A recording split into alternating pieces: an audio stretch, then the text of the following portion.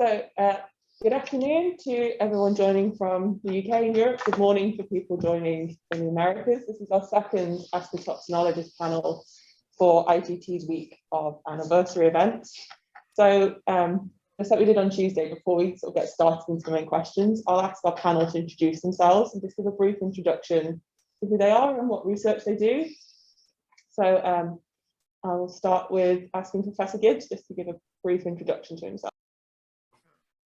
Hi, I'm Lisle Gibbs. I'm a professor at a big state university in the United States. And so it's a perspective on when, kind of students I interact with and so forth. In terms of venom, what I work most, I'm an evolutionary biologist who's worked on birds, worked on lizards, salamanders. I work on snakes because I'm fascinated by how adaptations actually arise at the molecular level. And I feel that venom is actually a system where we could actually get at this question.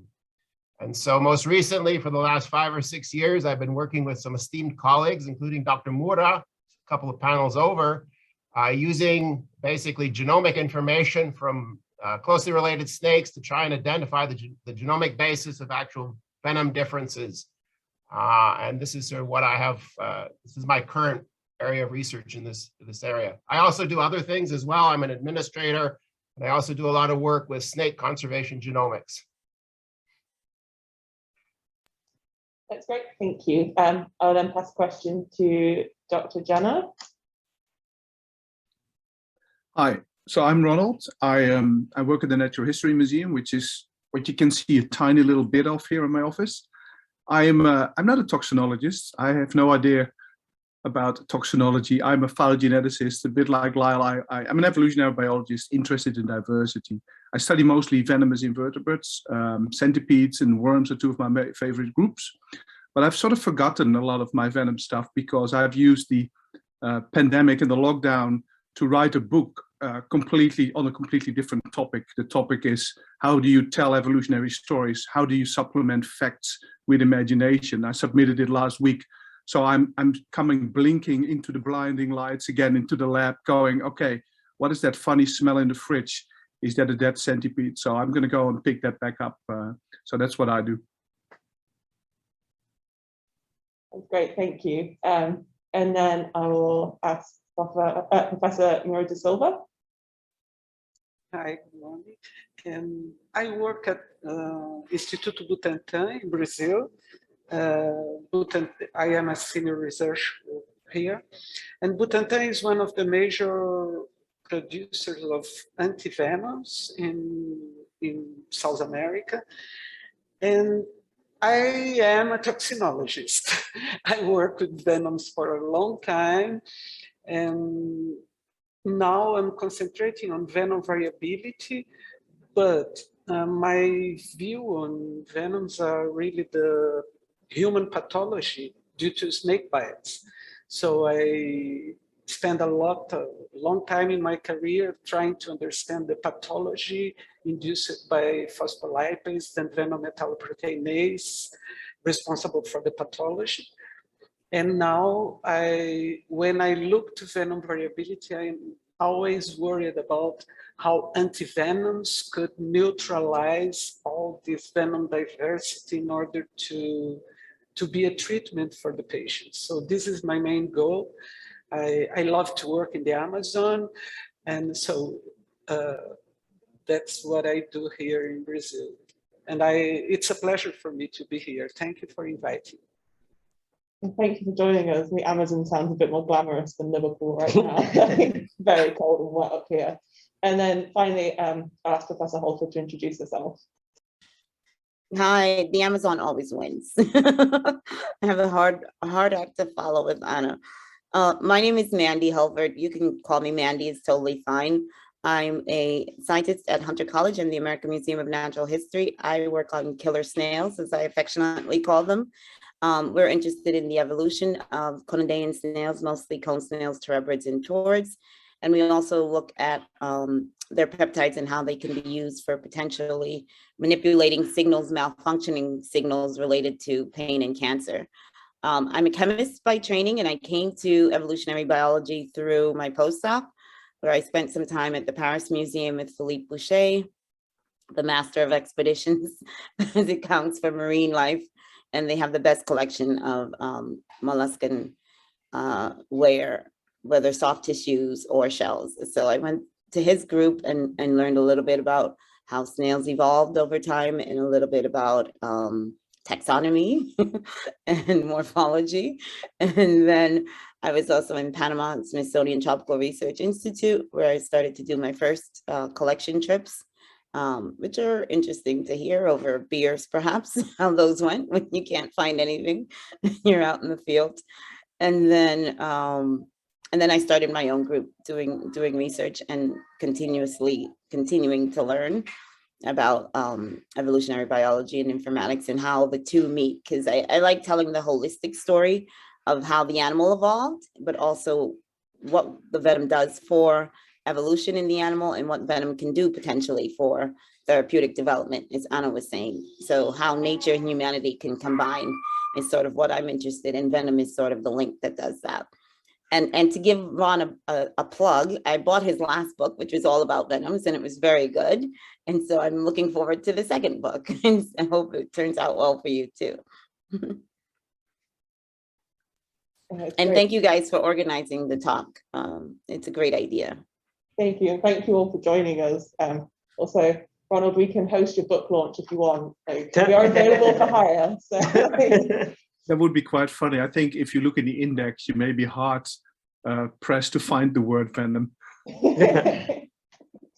So just to echo what Steve has just put on the chat to the people watching, if there's any questions you want to ask to our panel, please feel free to type them, and then the ICC committee can then pose them to our panel. So getting into kind of the main body of the Q&A, probably the biggest thing that's dominated everybody's lives for the last kind of 2 years is obviously the pandemic. Can't really get away from it. So I think the first thing we'd really like to sort of ask you is, what has COVID, what is the impact that it's had on your research and how you work, and how has it changed kind of what you do? So Lisle, do you want to take this first? Sure. I mean, I'll give you a perspective, and remember, this perspective is coming from someone who's late career stage. I have no small children to look after. I have a fairly senior lab who are fairly independent, and so what I say is sort of dependent on a lot of context. But I think that's really important to keep in mind, because everyone will tell a different story depending on their life, professional and personal circumstances. Anyway, I've actually not been hugely affected by COVID in a way. Most of what I do now is informatics. I have a huge lab, which I used to fill with students, but now it sits empty because that's not what I do anymore. And so we are able to work remotely. And this is just sort of in a sense, a chance event, because this is how my work has gone, but not necessarily the case. So it's not really impacted me that much. I, again, have a group of students who are very independent, and so we are able to make do with Zoom meetings, and I feel I can keep on top of things by talking to them relatively infrequently. I deeply miss the personal interactions. Now we're actually starting those again. I actually ask my students to come in at least once a week so that we can actually have an in-person conversation, and that is a very, very different animal than a Zoom conversation in all sorts of ways. Highly recommend it. Personally, in terms of working, I've certainly become more acquainted with social media and how to use all this electronic stuff, which is a whole generational difference between me and you guys. The second thing is that I've realized I used to actually commute every day. I would drive in from my home in the country about 45 minutes to my office. And I realized that that's actually, I don't need to do that. And I can do my job even better if I don't do that.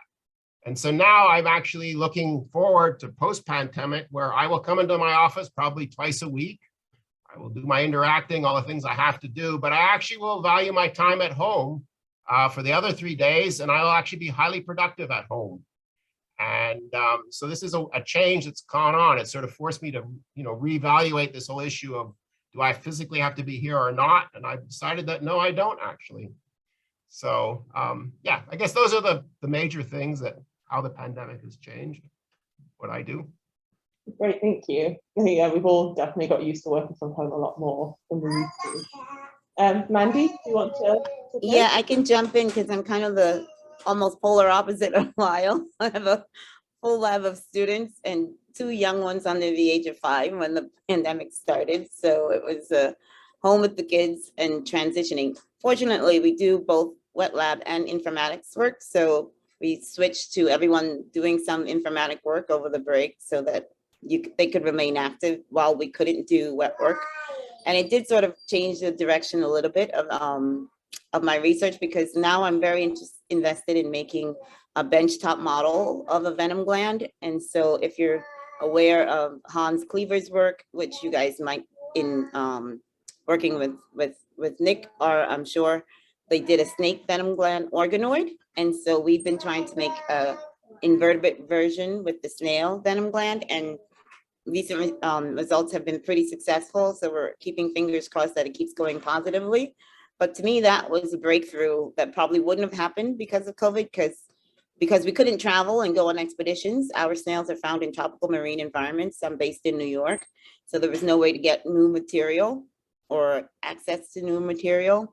And so it forced us to start to, innovate and think out of the box. And it dawned on me that apart from Yehu's work, Yehu Moran, who's doing Nadarian models of venom and venom evolution, there really isn't a venom system that we can use on the benchtop. And because venom is a molecular innovation, to really understand it, I feel we have to be able to manipulate it molecularly, right? We have to be able to knock out genes and see what happens and do those kinds of things. And so these organoids, I think, are really going to be an exciting future for where venom is heading, because we can learn a lot by manipulating these genes and seeing what kinds of peptides are being expressed. Why is it in the venom gland that you have this differential expression, at least in snails and in some of the assassin bugs, where you see that, the distal gland is doing defensive venom and the proximal gland, distal is doing predative venom and the proximal is doing defensive venom. Why is that, and what's manipulating it? And I think those kinds of things have to be answered molecularly and can't just be answered with ecological studies. So that's sort of the direction that we're heading towards as a result of the pandemic, is that we're trying to do these sort of benchtop models of invertebrate systems of venom glands. Oh, that's super cool. Like seeing the venom, like the snake organoid paper was amazing. So hopefully we'll get to see a really cool paper on an invert one soon then. Anna, would you like to sort of comment on how COVID has changed how your lab functions?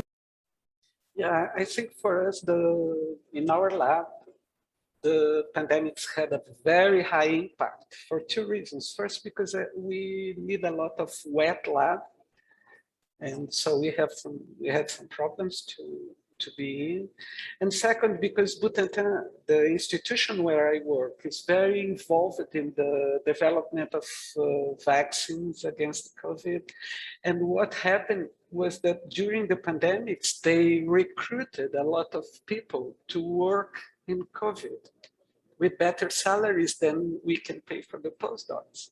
So what happens is that when I came back, my lab was almost empty. My students are working now with the vaccine. So we are trying to set everything again. We are hiring postdocs. If you want, we have a position open to work in our project. So it had a big impact. And it had also a personal impact as well, because I like to split life and work in separate time and space. So it was not good for me to work at home. Home is life, office is work. And anyway, I could do a lot of writing that were on the draws, but now I am very happy to be back to the office, and we are trying to rebuild it. But we had problems also because we could not travel.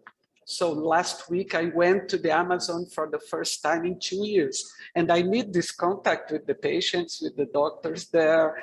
And then it had a very great impact in our lab. That's it. Thank you. And it's really sad to hear that you've lost so many people just due to. Oh yes, that was a nightmare. They are very happy because the salaries are much higher, but the project, I think from my lab, I lost 2 postdocs for the COVID. The other postdoc is working in Austria because the situation in Brazil is not so good as well. So, and then my lab is, I need to rebuild everything.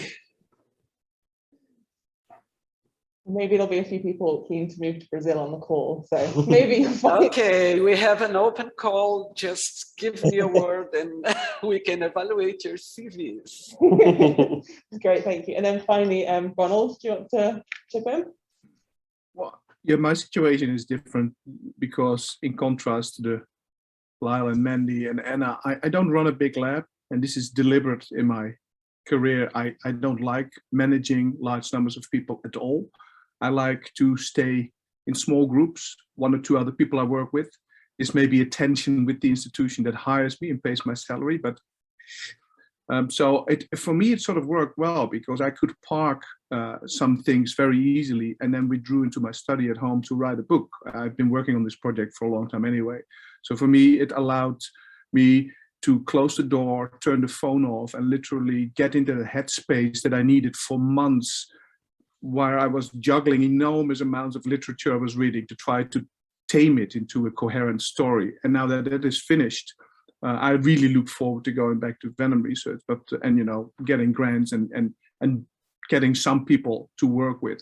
But most of my collaborations are external of the institution anyway. So we just continued as normal through Skype and stuff like that.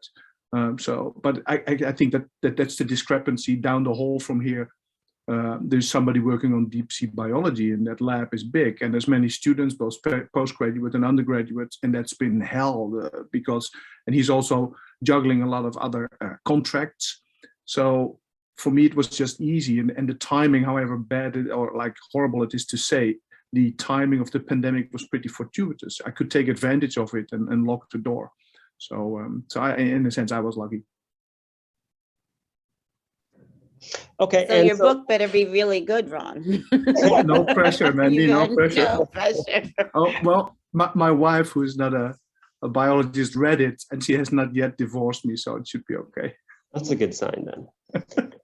So just kind of on a similar vein then, we've got a question from Skylar Ellsworth, who says, kind of like on the same topic as what Anna was saying, is how has COVID impacted the hiring of postdocs or recruiting grad students? And is this situation still happening in your labs? I know this could kind of go to any of you. I think it's made for us, at least here on the East Coast. I don't know about you guys, Lisle. A lot of European postdocs are deciding not to come, and they're trying to find positions in Europe, right? They're not coming to the US as much. At least I had one postdoc who was going to be joining, but they decided to not, and they're going to stay.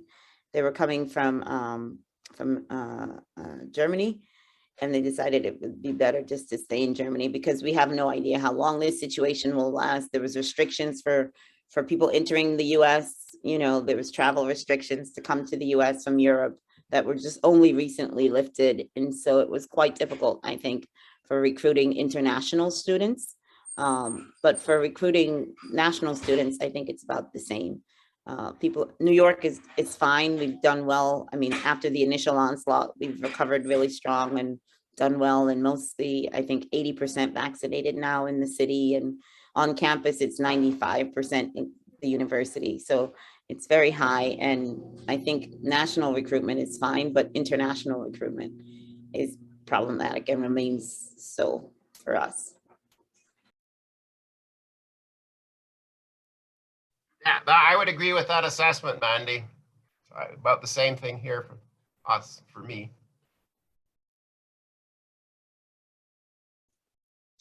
And also our call in the first round, very few people applied. So I don't know what's happening, but we also have problems in getting new postdocs. Okay. So let's flip the question. Oh, sorry, Ron. I was gonna go on. I was just gonna flip the question and ask you guys, because your early careers, are you interested in traveling, or do you want to find things close to home in terms of postdocs or your first positions? Yeah, I feel like that's probably me and Cassie are the best ones to answer that in like our group, because like it's like I'm from Canada, Cassie's from the US, and it is a very unique situation that like I've now lived here for over a year and a half, and I still don't know when I'm going to actually get back to Canada. Like I haven't been back since, and I know plenty of people who haven't been home in well over a year and a half, and it is. I mean, I definitely don't regret my decision to come here at all, but I do feel like at this point in time, I would kind of be a little bit hesitant to move somewhere where like, we obviously still don't know what's going to be happening with cases in the next 6 months, 12 months. And just there's so many unknowns that it's scary is what it is. So it's like, I personally don't plan to move anywhere again anytime soon. Whether that's due to COVID or just because I like snakes, I don't know. But yeah, and if anything, Cassie? Yeah, so I moved here during the pandemic. So I moved about 4 or 5 months ago. So I was in Singapore previously for the last 5 years. So although I'm from the US, I worked in a couple venom labs around the world, and I found it really helpful to work in labs in other countries. It's a different viewpoint, and I kind of more pursued the labs themselves and what they're focused on rather than what particular country, if that makes sense. So I just had to go out of the US to work with the individuals I wanted to work with. And I mean, it's hard to adjust to any country, especially during the pandemic. There was a lot of testing with COVID, so I had to make sure that I had a negative PCR in Singapore before I could come here. So just the general traveling restrictions I had to experience. But I don't regret it, I would say. And sometimes leaving your country that you're from can increase your opportunities. Yeah, you definitely learn a lot from it. Like, so for anyone on the call who is like maybe they're late PhD or looking for a second postdoc or something, is that as someone who was really scared to move from home at first, having done it, it has been absolutely amazing, and I'm very, very happy I have. I mean, you learn so many new techniques. You obviously meet lots of new people, and I mean, obviously the pandemic made it not quite as ideal as it could have been, but realistically, it is a fantastic opportunity. And being in, especially if you are an academic, I mean, you're in the perfect field to kind of take advantage of exploring a different country, of exploring a different lab, and just kind of expanding your horizons a little bit. So it's one of those things that if you're a little bit wanderlusty or something, then academia really is a good place to be.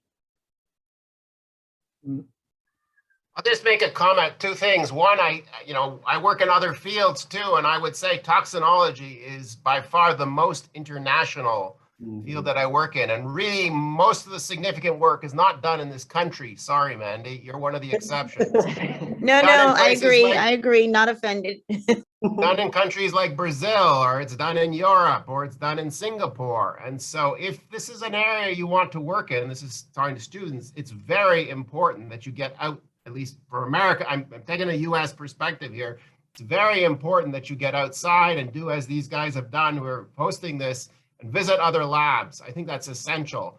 I also think it's very healthy to be exposed to other cultures scientifically and other cultures in general.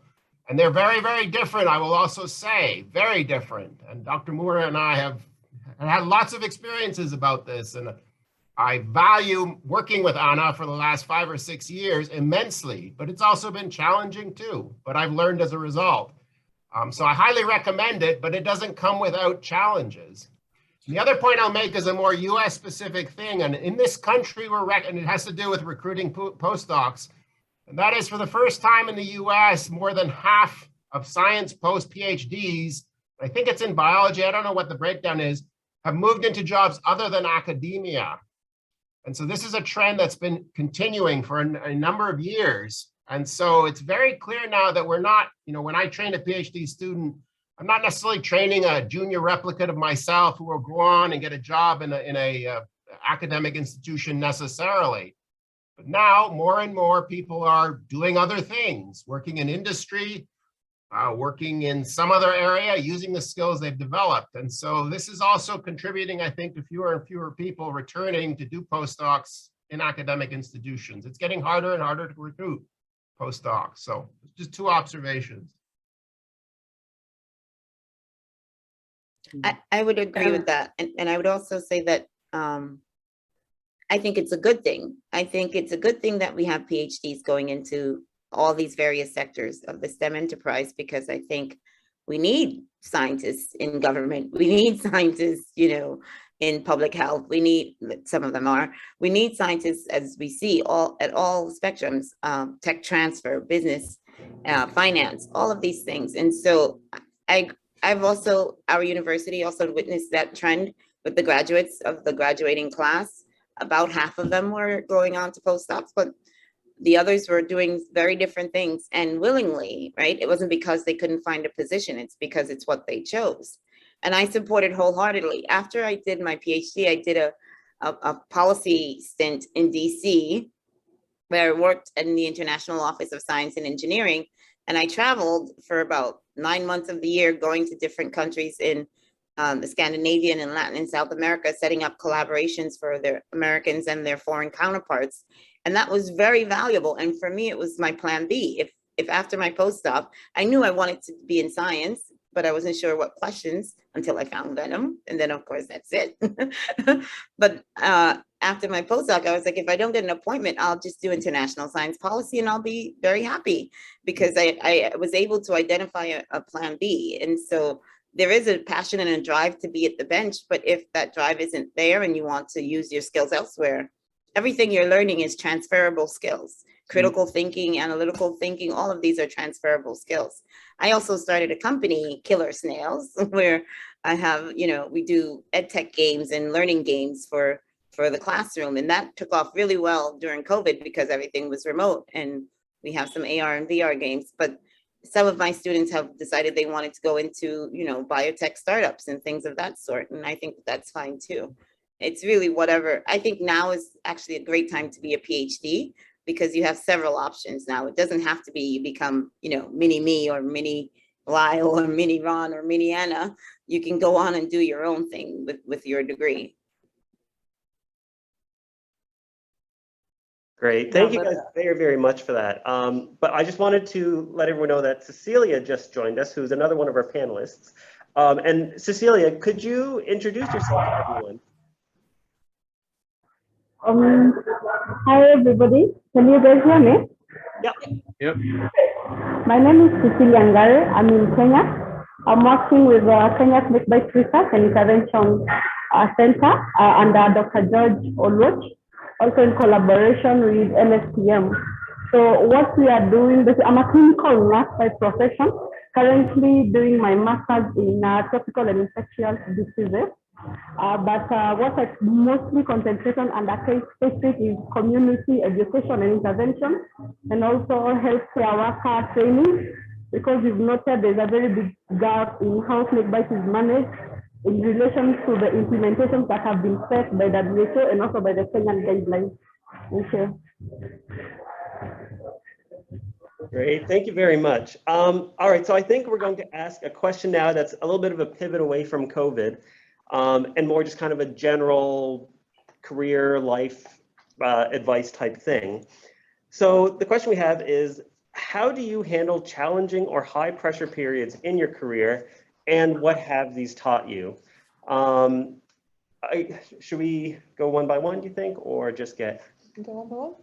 All right, so can we start maybe, let's go with Ron first, why not? I thought about this question.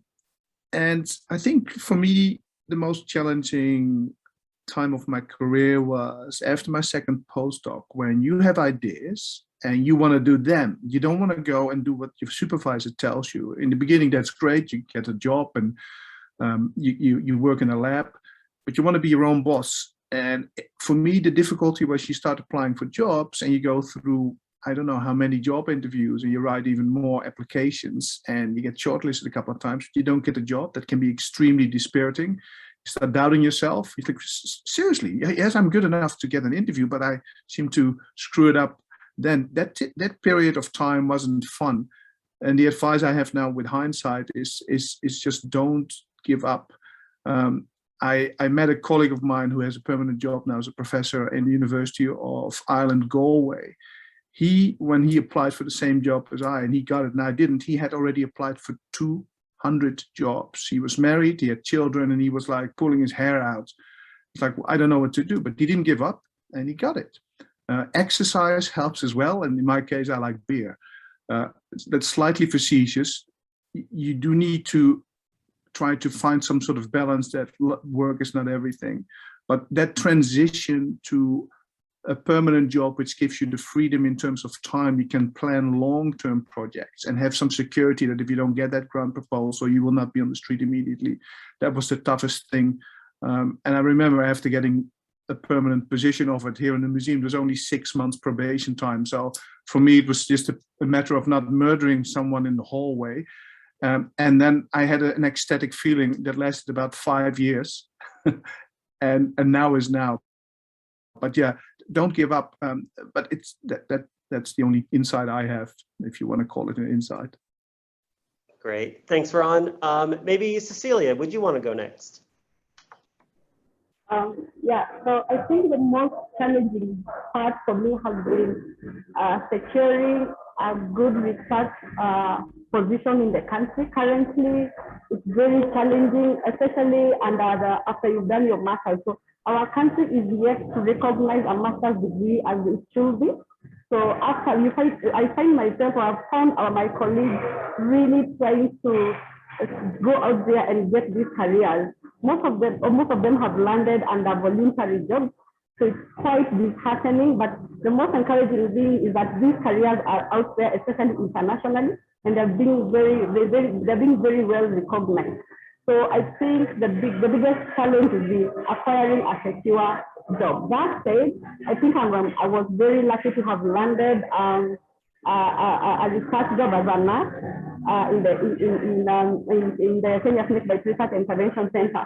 When you look at our career path here in the country, nurses are just recognized. I'm going to speak out of experience. So nurses are really recognized as bedside nurses. So getting out of that general niche of where we're just seen as people who work inside the hospital and not people who sit outside the box and able to venture into research has been quite challenging, and that's what we are trying to, we as a small group of researchers are trying to nudge the government to bring in more research nurses into this career, because it's very enlightening having to discover drugs, having to discover treatment, and having to change the way nursing management in itself in research is undertaken here in the country. Thank you.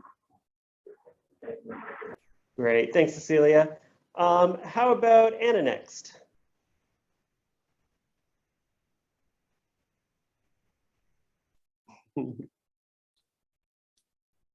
It's me. Hi.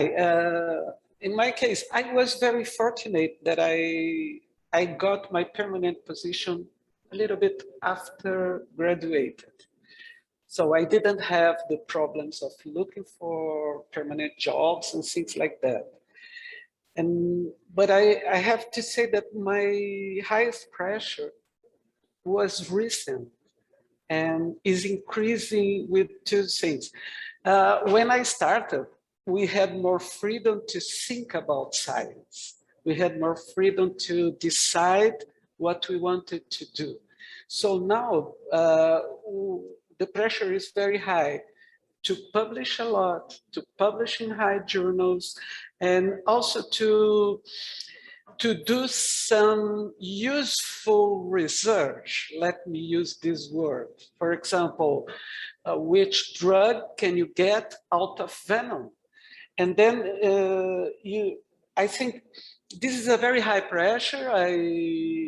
I have some problems to deal with that, but I think you have to. So you have to think about publishing a lot. You have to be competitive about grants, but my advice would be to leave some time to think about science, not just to do, not just to write papers, not just to think about publishing in Science and Nature. Think about what you want to do. What is your interesting question? And I think this is science. The other things can sometimes be a problem in your way. So that's my advice. The pressure is there. Science is very competitive, but don't forget that science is also creative. Okay, that's it. Thank you. Yeah, thanks. I think that's an absolutely fantastic message. And like you said, trying to keep that creativity there while also trying to appease funders can often be a little bit of a tightrope. All right, how about Lisle? I absolutely echo what Anna has said, but I think it's sort of also a bigger issue, and I think the issue is, thinking and very meaningfully about how you structure your life in terms of time. And I think it's very important to be very thoughtful about how to do this, because there's a tremendous amount of pressure of things to do, and there's a sort of always this allure of, like, for example, answering emails. That's a very satisfying thing to do. It's also probably the least productive and useful thing that I could do. The hardest thing to do, and yet the most important thing, is to do something creative, like Ron just suggested, write a book, or what Anna was suggesting, think creatively. And so finding this balance between what's sort of satisfying in the short term, but what actually is most important to us and professionally and personally, is actually something that I think you really need to think very hard about. So actually in my lab, we've been reading books about this stuff recently. And two people that I think are really good to think about, one is Cal Newport. He writes about deep work. And so there's a whole series of books about this, and I think they're very applicable to academics. We actually aren't that different from other knowledge workers. We're actually pretty similar. And so thinking about the messages that he has there about social media, about what's important, how to structure your time to do that, I think are very important. Another great one is Oliver Burkeman, 4,000 Weeks. These are really interesting, but they're very philosophical books about time. And we've been reading these in my lab. I've been reading these and I've been thinking about them now that my career is about to finish. But the other thing, the pressure, I guess the most pressure I've felt is also the time that I felt most excited and interesting about science. And so I remember a long time ago hearing it was an Indian physicist who won the Nobel Prize. And he said, every 10 years, I move into a completely different field. And I do this to remain fresh and excited and interested about things. And I sort of tried to do this. So I was trained as a field biologist. I spent my PhD sitting on a small island, catching birds and measuring bills. And now I do genomics. I've never taken a course in physiology. I've never taken a course in molecular biology. And yet I pretend to know something about this particular topic. But I made a conscious effort to move in these areas. And so one of the most intimidating things that happens to me is when I get into a room with someone like Anna and we start talking about venom and how venom works. And I am absolutely out of my league, but it's also extremely exciting because I think about what she's telling me about how this enzymatic activity works and the complexity of Bothrops venom and so forth. And it gets me thinking. And so I guess I just sort of have to persevere through this and keep exploring these links. And this is, I find, tremendously exciting and tremendously intimidating. And I've sort of done this a number of times. And so again, to sort of just to finish with Ron's advice, persevere, stick with it, because ultimately that's the most important thing, being creative. And that means taking risks, jumping off the deep end. Oftentimes you'll fail, the project won't work out, but every now and then it will work. And that's actually where you have the most significant advances and you get the most professional satisfaction, in my view. So some thoughts. No, that's some very good advice. I know one of the things I was told was, like, if you don't find you're at least a little bit scared about what you're doing, then you're not taking enough risks. Okay, and then of course, last but definitely not least, Mande, do you have any advice on this as well?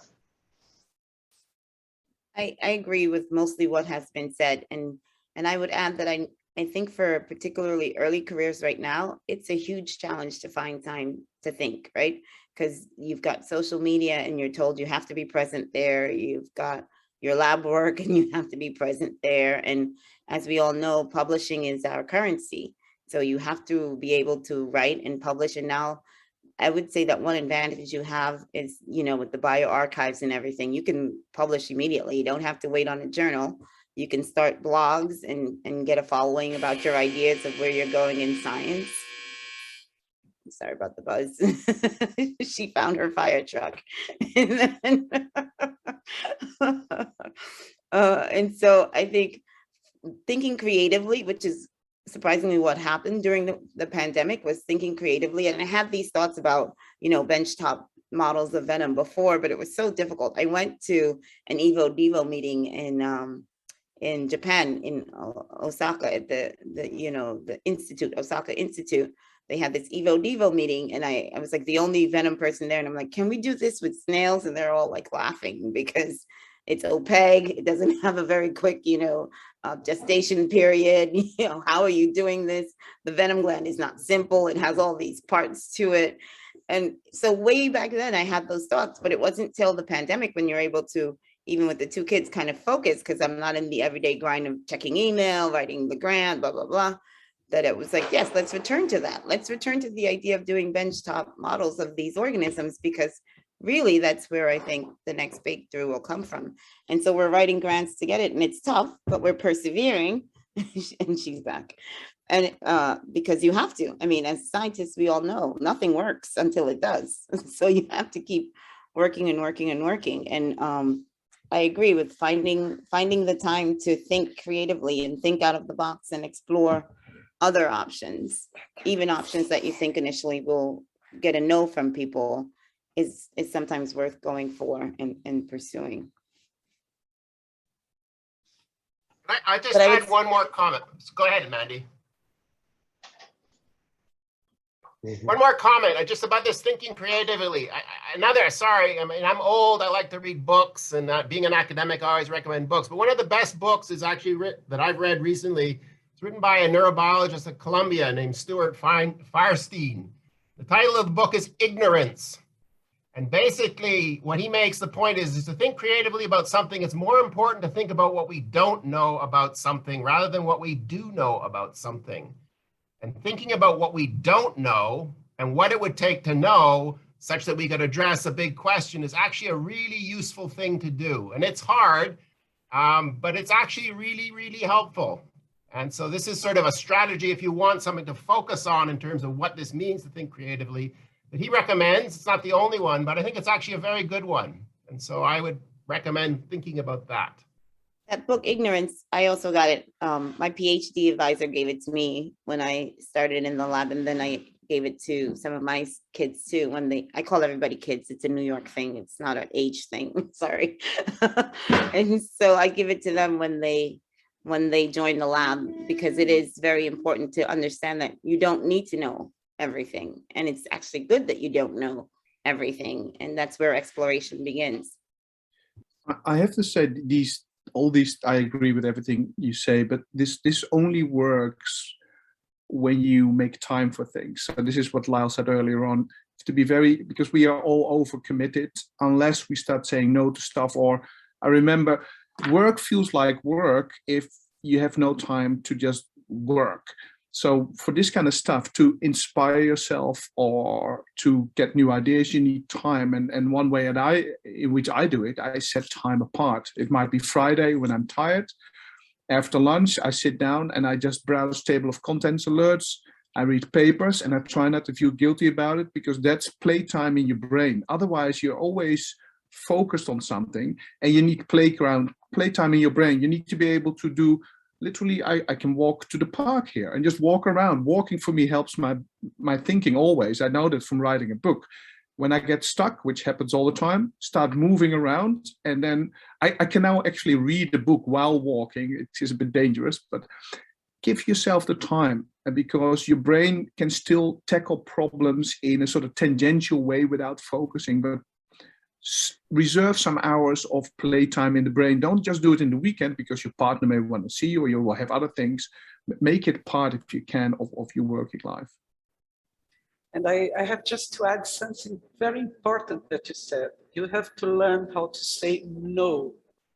You have to learn how to set what are the important things what are the things I can say no? Because the system, the bureaucracy, they are always asking lots of things for you to do. So you have to learn that. And even very experienced people. One of my good friends here is a fellow of the Royal Society. He can't really get more high in the hierarchy, if you want to describe it that way.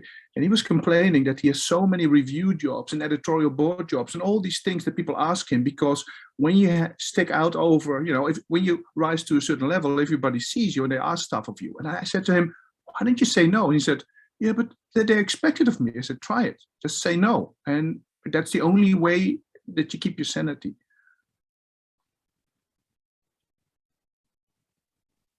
Okay, great. So just kind of on a similar vein then, because I think it was both Mande and Lisle were talking a little bit about social media and just so we're curious about what impacts, any of you have kind of felt social media has had on your careers, because we obviously hear a lot of like the negative issues involved with social media, but just in your experience, have you found that it's helpful, it's a hindrance? Just kind of like your thoughts on it. Oh, and I'm opening this up to just pretty much anyone who feels like speaking about it. Okay, so I was always very, very shy about social media, and I almost refused the contact, but until a few years ago. But now I realize how important it is, and now I realize that we have this responsibility to talk to people, something like what we are doing here, something like putting your results on papers, on social media. I still have some problems doing that, but this is the only way to convince people to enjoy science. I think this is part of our job. I'm starting to learn that, and I am sure for the new generation, it will be much easier than it was for me. But it is important, do it. I agree with you, Anna. I think I had an experience with BBC specifically when we were filming on the community interventions that we have here in Kenya on Snakebite. And from that, that film, it created a lot of awareness, both locally and internationally. And we are able to now get even distress calls from the local community that was not there. Yeah, my name also has been able to be recognized because of the impact that filming had. It was we shared it on all kinds on networks, Facebook, all kinds of social media. So if you get an opportunity to involve yourself, I agree you get a bit shy the first instance, but once you get used to it, the blogging, the writing of papers, and even getting your name out there, in the long run, it really has a positive effect to you as a scientist. You're able to be known, and when you get something out, people reach out to you. People are able to understand what you're trying to do to deal with, and also it has also helped us acquire a few grants. So if you're able to connect through social media, I would also say go for it.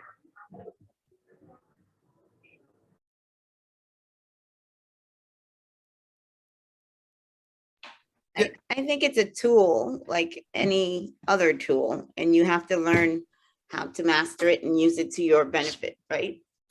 Some people actually enjoy sharing and giving updates. Say hi, Nova. No. Say hi. No. All right. Others don't. And so I think you just have to figure out like that balance we were talking about before. How can you use it and what would you do with it?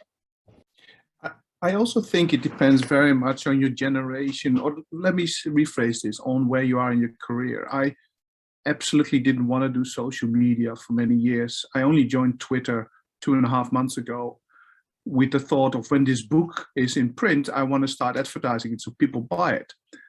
What I don't want is another alarm clock in my pocket because you get alerts. I don't want alerts. I will decide when I pay attention to stuff. Others get not to decide this. And people keep telling me, no, it's great because on Twitter you get, people tell you there's a new paper out. It's like, well, the kind of science I do is not so cutting edge that I need to know. I can wait 2 months before it comes to me in a table of content alert, and then I will look at it in my own time. I don't want pressure like that, because it determines, basically, there's so much going on. It stresses me out. So what I do, I look at my Twitter once a day, maybe once every 2 days, only when I'm maybe in the bathroom, let me phrase it like this. And that works for me, because I want to like some stuff that is going on and I want to see what people are doing, but I don't want it to determine how I behave. And that's the thing. Maybe this is generational or something, but there is already too many bells ringing in my life. I don't want more bells ringing. Yeah, I think these comments by Ron and Mande are absolutely on mark. It's a tool, but the world has really changed also, that you guys, you younger people, live in a world of infinite content. There's an infinite number of papers, there's an infinite number of Twitter sites, there's an infinite number of everything. And so in the past, it used to be a much more slower, selective thing. Now you can get anything everywhere all the time. And so there's a whole other, I think this is what some of these books talk about, strategy or way to think about it, which is just you have to put it in its place. And the one way to do that is just to say, I'm going to block out this amount of time to work on email. I'm going to work this amount of time on Twitter, but not anymore, because otherwise these things grow. They're designed to make attract your attention, to respond. It's how they make money. And so you just have to, like Mande said, it's a tool. It's a valuable tool. It's a part of science now, but it has its place. And don't forget the other stuff, the creativity, all these other things that we've been talking about, because they get edged out. Don't let that happen. I think the psychology of it is different as well, at least for me. When I get an alert about something 50 times a day, my overwhelming feeling is that I'm missing out no matter how much attention I pay. If I don't get those alerts and I browse something in the library and say, oh, this is a cool article, I have a feeling of discovery, which is a far more positive feeling. So it is literally I'd rather have discoveries now and then by my own standards, rather than feeling pretty much continuously I'm missing out. I just can't deal with that. Very good reason for that, because that's how these things are designed. And Mande probably knows this because she's gotten into this in terms of designing video games and so forth. This is very, very deliberate. You're supposed to feel anxious and you're supposed to feel you have to keep up. Be aware of that. I mean, we're telling you the dangers, but I agree with some of the positives that Cecilia also mentioned, in that you get some recognition and funding agencies will decide they want to support and fund you. But again, this is all wise and thoughtful. And yes, I agree that science has changed. You have to be on science Twitter, really. There's no not being on it, whether you're selling a book or promoting your new paper or wanting to connect with people in your field. And especially, I think, for the Venom field, the social media has been substantially huge in connecting all of us and moving us forward as a group. And now she's found chairs to move. We're redesigning the living room. And so when you have, as one of the organizers for the first Gordon Research Conference that we did just before pandemic with Glenn King and Ashley and Ray Norton, social media was the way to promote that meeting so that everyone wanted to attend and everyone wanted to be there, because it was the first meeting in the US of a Venom community. As Lisle pointed out, there aren't that many of us, right? And then it also brought in a lot of the international crew, and all of the Aussies supported it. So that was wonderful. And so it was great. But without social media, we wouldn't have gotten that level of press. We got the cover of Science magazine, our first Gordon conference, and it got the cover of Science magazine. And I think social media helped with that. And so I value it, and I think it's very important. But like Ron, I have no notifications on my phone. If you really want to reach me, you have to call me. And that means it's someone I want to talk to, because you know my personal number. So I will answer the phone. But I have 0 notifications on. And so I'm kind of delayed in the Twitter game. So my tweets are always at midnight or 2 days later, but they go out when they go out. What's more important sometimes is having the knowledge and having access to it.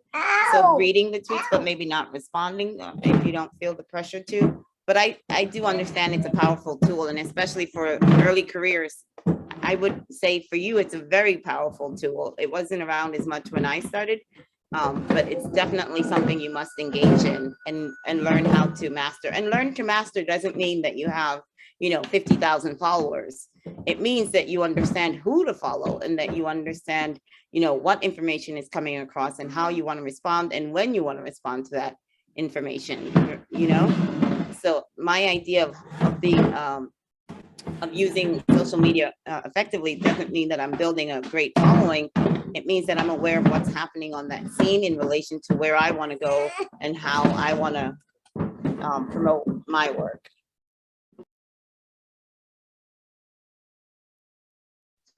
Oh, great. Thank you guys very much. And Mandy, just to give you a little bit more of a plug, the Gordon Research Conference, that's the one in Vermont in August of 2022, right? Yes, the second one was supposed to happen in 2020, but COVID shut it down.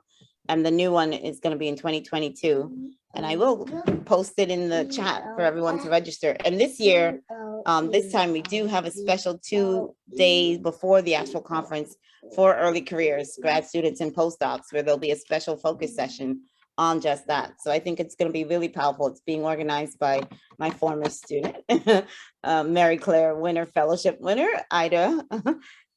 So Ida Verdes is going to be coordinated along with Misha. What's Misha's last name? It's blanking out of my head. I know her Twitter handle, but not her last name. And so I think it'll be really good if you're interested in attending. It'll be August of 2022. Hopefully we'll be able to travel and all will be great, right? Yeah. Thanks, Steve. Feels like a while since we've been able to get together as a field. But yeah, I think just generally some of that advice was not only good science advice, but good life advice to just take time and take a break from things that you feel maybe that you are locked into. And I suppose maybe touching on that and touching on some of the challenges we've talked about, I suppose I want to sort of pose a question of how do you make sure the work you do has an impact, like has a positive impact, both on your career and it's something you enjoy, like how is that something you manage? And I'm happy just to kind of open this up to anyone to jump in when they feel kind of they've got an answer.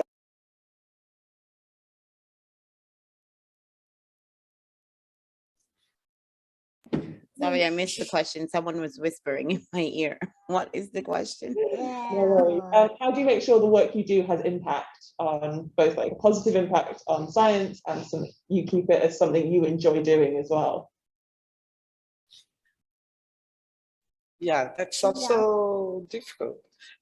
You have to be creative in what you are doing, but you will never know if you are really working with new questions. You don't know what's going on,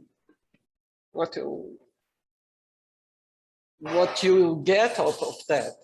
So I think you have to keep on important questions. You have to look for trying to find out new things to improve the knowledge in the field, and you may have impact because you may also have negative results. So it's not something that you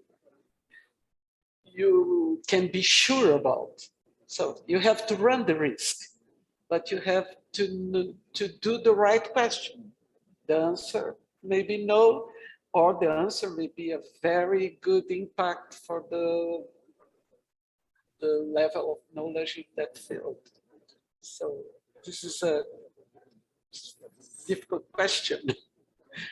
It is, I think it is really difficult. So I do science because I like to do it. So it's essentially for me self-pleasuring, and it's great if other people like the products of that. I'm not facetious here. I couldn't be doing this if I wasn't completely interested in it, because then I'd probably get a job that is better paid with better working hours. For me, science is either entertainment, i.e. I will consume the products of the research because I want to learn something about Mother Nature, or it is geared towards improving human life, societal benefits, economic, medical, and it doesn't even have to be direct. It could be something that you hope serendipitously will produce something that will benefit us. I'm not interested so much in benefiting humans. That is just my personal feeling about things. I do it because we live on the most extraordinarily awesome planet. I just pick problems that I think are worth knowing about and try to shine a little light on them. So that's it. So then the impact simply means, well, I think it's interesting. If other people think it's interesting, that's impact. If they don't, well, that's their personal choice. I can tell them what they find interesting. If you work in a more or less applied science, if you want to turn venoms into drugs, you think differently. Then you want to really benefit either pharmaceutical companies, if you're a bit cynical about things, or patients at some point. So and that ties into, do it for yourself. Unless you are Mother Teresa and just do it completely selflessly for others, you have one life. Just try to enjoy yourself. And if you think it's interesting enough to work on, that's it. Then don't worry about impact. It's impact. I mean, I have to write grant proposal. What is going to be the societal and economic impact they ask? It's like, I don't know. I study centipedes. None. I do what I do because otherwise people like David Attenborough have nothing to say when they appear on television. They will say, that's a horse-like creature with stripes.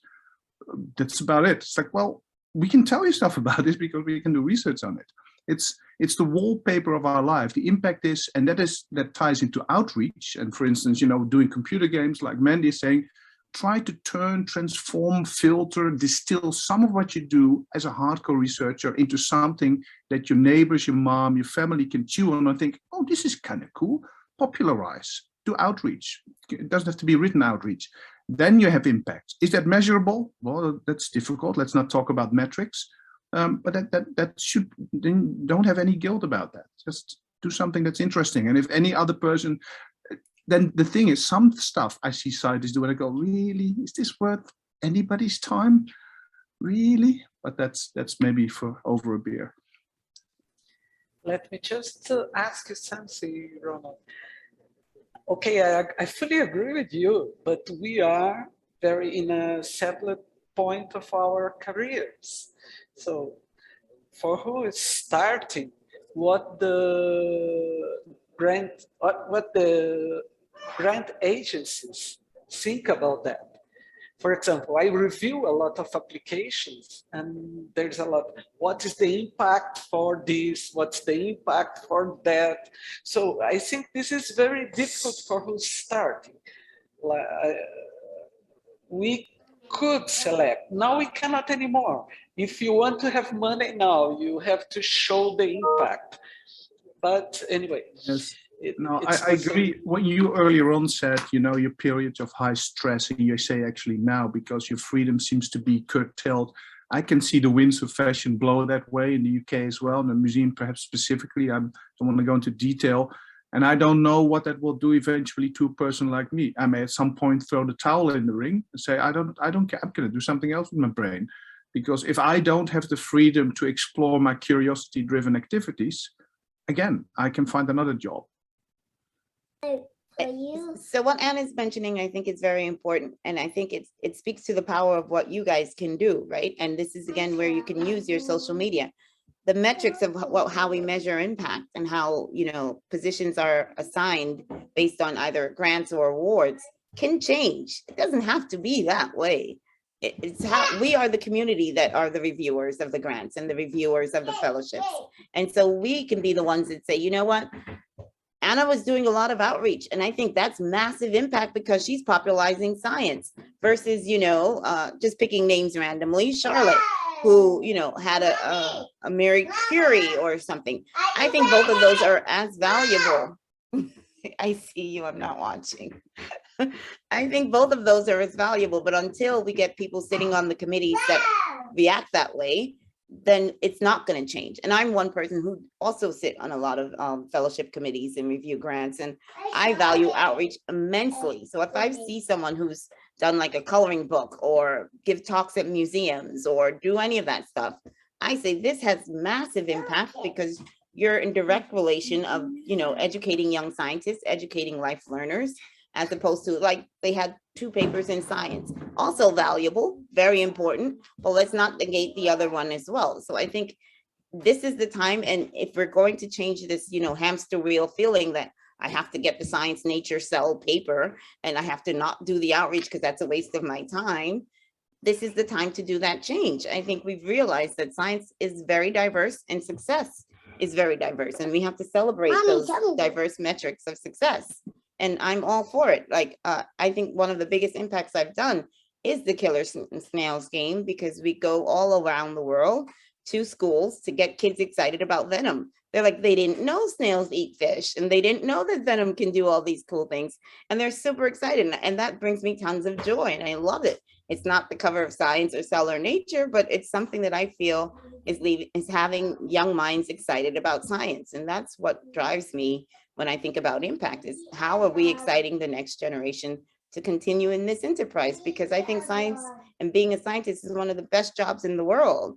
And we're losing people because they feel it's a grind, like they have to just be writing paper and writing grants and getting, you know, the big publishing. And it's not that. It's about joy. Like Ronald was saying, if it brings you joy, this is the job for you. And your level of success is a very varied metric. It's not the metric of somebody saying, oh, did you get a science paper? Did you do this? Did you do that?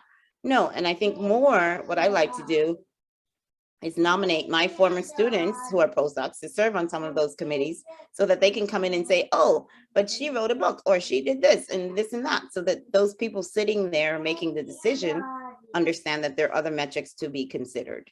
And that only happens if you guys as early careers push down some of those doors and push back and say, hey, how do we serve on these committees? How do I do this? And I understand the pressure of trying to get a job and trying to not break down, but reinvent the system while you're trying to be a part of the system. But if you don't push back, it won't change, right? So that's my little thing about impact. Yeah, I just like to say, I mean, I agree with Mande. And Ronald, this is the absolute best job in the world. I think one sort of other perspective I'll give is that I realize that early careers, you have confidence issues. Am I really good enough to do this? Are my ideas really that, important? Can I identify things that are really important? We're all trying to figure out, what an important question is. And I would just say, have faith. I mean, I used to always use the lab criteria when I had an idea. I would try it out on my 2 lab mates who were really smart people. And if I could get them to agree that it was a good idea, it was a good idea, no matter what else anybody else said. And that was my little criteria for doing so. And, the way I think, my experiences, my perspective is also unique. And the same thing can be said for everyone, on this Zoom call. And so just trust that. You have a very unique perspective. You think about important things.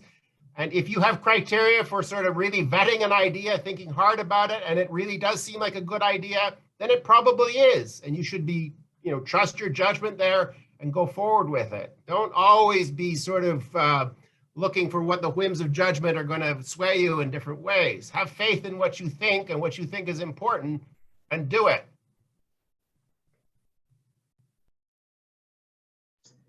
That's brilliant. Thank you very much. And thank you, Mande, if you've got to shoot off. It was great to speak to you today. Yes, the little one is going to become even more disruptive, I fear. So I think let's get out of here. She's out of her room and singing, as you may be able to hear. So I have about 5 more minutes. Yeah. Not disruptive. But I think we'll probably just pose one last question as we're kind of getting towards the end of our time. Yeah, we've covered a huge amount of career advice and all of these sorts of things. So we wanted to pose a very big, broad blue skies question at the end. But where do you see the field going in the future? What do you see the future of your the field of venom research, whatever aspect you're involved in? What do you see kind of coming? What are you excited about? Where do you think we should be researching? Mande, do you want to take it first, as you've got to sort of shoot off soon? I mean, if you guys don't mind the noise, I can say, but I find her, I want to give her my attention. But so again, for me, it's about making these models that can manipulate the innovation of venom, that I think is where the field would be an exciting place to take the field, because we can delve into answering questions about evolution, how venom genes evolved over time. There's the thinking of, co-opt it was co-opted from housekeeping genes and duplication and all of these things, but most of them are still theories, right? Until we can physically test those, then they're still going to remain to be theories, I think. And so having these molecular models in the form of organoids, or if you want to do other things, but I think organoids would be very powerful to look at those types of evolutionary questions, as well as in designing, for me, my interest on peptides is if we can make designer peptides, right? So if I can make a gland that only expresses pain compounds or compounds that are active for certain channels, tryptophan channels or sodium channels. So being able to make these designer type of peptides, I think would be amazingly, both for the pharmaceutical enemy, as Ron says, but also beneficial because pharmaceuticals aren't bad. It's what we need to cure people and help heal and save lives. And so I think if we're able to generate these molecular models, not just for vertebrates, but invertebrates, because I think it's very important to include invertebrates in these models, because the rules aren't always the same. And the compounds that we get from them are not the same. As you all know, each species has its own unique cocktail. So it's important that we get models from as many species as possible. And then we learn how to manipulate these models to the benefit of answering some of the tough questions in biology, like why does nature repeat itself over and over again? And how, what are the genes or the transcription factors that are driving that repetition and those kinds of things. So that's where I think would be very exciting in the next 10 years, if we can get some of those things going. That's great. And yeah, I completely agree that the organoid stuff is super exciting. Anna, do you want to go next? Yeah.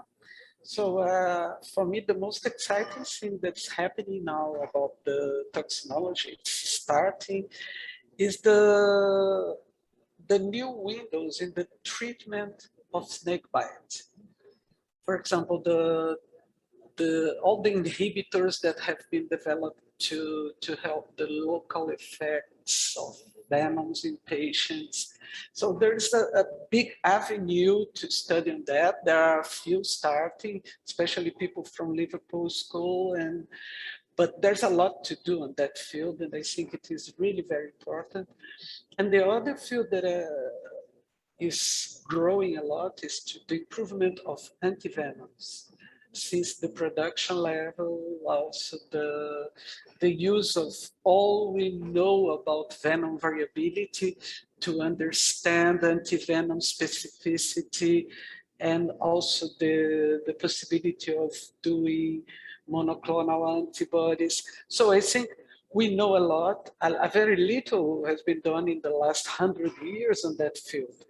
But I think now, and I have to acknowledge the Wellcome Trust grant. So a lot of money, it has been, they put a lot of money on that.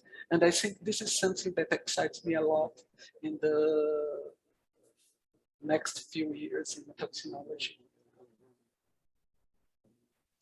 Yeah, I definitely agree. Maybe we're biased because I think everybody sat in this room either does small molecules or anti-venom research. So a little bit biased. Lisle, do you want to go next? Well, because I'm an evolutionary biologist, I'm very excited about the availability of genomes to do things. And but that comes with a sort of caveat, which is, I think, in some ways, this field, it sort of represents problems in biology now, is that we have way, way, way too much data. We have way, way, way too much knowledge, information, and what we don't have is knowledge. And so it's very easy now, unlike 30 years ago, to generate data. But what's really hard is to make sense of it. And this is where the deep thinking and the conceptual ideas are actually really, really important. Why are you going to sequence this genome? What are you going to do with it once you have it? Because it's very easy to do, but so what? What's it going to get you? And I think keeping that in mind is very, very important. And I'm still hopeful that at someday we'll actually figure out what the evolutionary and ecological function of venom is. And this was why I got into this field. In some ways, I now know how difficult it is to actually address this question after talking to people like Anna for a long time about this. And I wonder whether we're even closer, but I still see this as a huge promise of venom as a model for studying adaptations. But it's also extremely challenging. And so anyway, I see those as very interesting things that are moving forward in this field. Ron, I'll pass over to you. I want to echo what Lisle said, but yeah, venom is a trait that has evolved many times independently, and as any trait that anyone ever studies, you can study everything about it: population genetics, population genomics, developmental genetics. Anything that has been studied on any other trait can be studied about venom. But then you're basically just doing bean collecting, which is fine. I think if you're just interested in this specific species of wasp and you just want to know what it does with its venom, for me, that is just as exciting to read about, to learn about, than more generalizations. Because when we talk about models for venom or theory, we talk about generalizing stuff. It's all exciting. I think we can't go wrong. Everything and anything that we can study and that all of us choose to study is interesting and has promise. The problem is the bottleneck of funding, because in my own experience, as I was writing the book, I did write a grant proposal. I put 3 months of my life into that. And I couldn't submit it because we have a filter in the museum, because people thought that is not an interesting problem. Well, then you're dead in the water. Well, I beg to differ. And what the hell do you know about venom? But that goes to show, if you can't convince people, not even within institutions where there is, caps on how many proposals can go to certain funders, to submit your own work, then you fall at the first hurdle. I think the winds of fashion that determine what is fundable, that's going to be, deciding whether we're going to fulfill the promise of venom research in so many areas. So I have a blinking question mark in my mind, and I'm partly optimistic, but partly also very afraid that the creativity, excitement, curiosity-driven science that we all got into science for becomes more and more a luxury that you have to defend on the basis of other reasons. Like Glenn King would do all this cool stuff on spider venoms under the pretext that he would find the next drug to save people from heart attack death, but then do all the cool natural history on the side. That works for him, but that seems to me weird. We do live on an awesome planet, and we all want to watch David Attenborough, so maybe we should try to convince those with their hand on the wallet that they should just, admit that. That's why they went into science as well. Now suddenly they have power over money, and now they have different ideas. Anyway, I worry about the winds of fashion with respect to funding. Sorry if that was a bit negative to close. No, I think it's a very valid answer, and it's very true. Cecilia, did you have anything you wanted to add? So personally, I think I would very much be interested in broadening the aspects of advocacy, because we might, as much as we are trying to develop better drugs, more relatable venoms, and we have a problem with community advocacy and education on health-seeking behavior, because if you look at snakebite, that's the biggest problem that we are facing, health-seeking behavior. Most of the population in sub-Saharan Africa and even parts of Asia usually seek attendance or go to hospital when this situation is already life-threatening. So because I work with community advocacy, I would very much be interested into maybe looking for funding that goes into community advocacy, venturing into the communities and trying to maybe make these diseases well known to the communities, and talking about the health-seeking behavior and how it should change. And so when we invest in that, we'll be able to see a change in the graph of the tropical diseases that are preventable. These tropical diseases that are preventable, we'll be able to see a graph and a behavior change if we invest into communities, into community education. So I'm working towards developing and improving the modules that are there. So that once we have implemented this, I believe we'll be able to match with what our scientists in the laboratory are doing. So we'll be able to kind of have a One Health in terms of toxinology, where the community is aware of the new drugs that are coming in, where the community is aware that the facilities are there to help, And then once they get there, they find these new, improved drugs that are able to help them manage the condition. Yeah. Yeah, so, Thank you, Cecilia. Just looking at the time, we're probably going to wrap up now. I just want to say thank you to our panel for coming together and providing such really interesting discussion and agreeing to join us. These have been the first panels we've ever run as ITT, and we've really enjoyed it, and we're really glad that they've been such enjoyable events for just us selfishly. We've all really enjoyed it, and we're glad people have come along to join us in it. Just before we wrap up, I just want to mention that tomorrow at the same time, we'll be having our final seminar, which is going to be featuring researchers from the Americas. We've got 4 really cool talks coming up. So hopefully I will see some of you there. All the registration is on our Twitter. And yeah, thank you again to our panel. It was great speaking to you, and thank you for everybody else for coming. Hopefully we'll see you in the not too distant future. Thanks very much for the invitation. It was lovely. Yes, thank you for the invite. It was great. And thanks for Supernova, putting up with Supernova. How she's combing my hair. All right.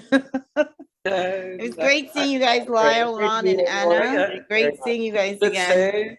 Great to see you, and thank you. I enjoyed very much. Bye. Thank you. Hope to see you live at some point. Yes. Yeah. So, take care, everyone. All right, Bye. bye. Take care. Bye-bye.